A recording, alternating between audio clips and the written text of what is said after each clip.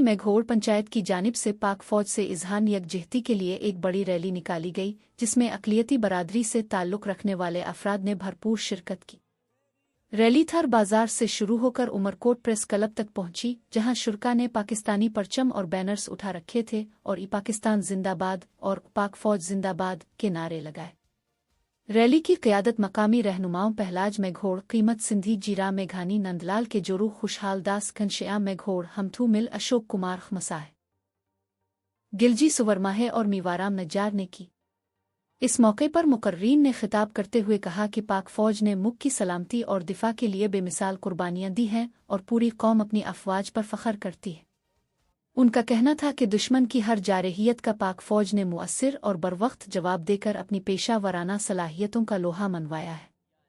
मुकर्रीन ने मजीद कहा कि पाकिस्तान की अक़लियती बरादरी हमेशा मुश्किल वक्त में पाक फौज और मुल्क के साथ खड़ी रही है और कौमी यकजहती के लिए हर मुमकिन किरदार अदा करती रहेगी।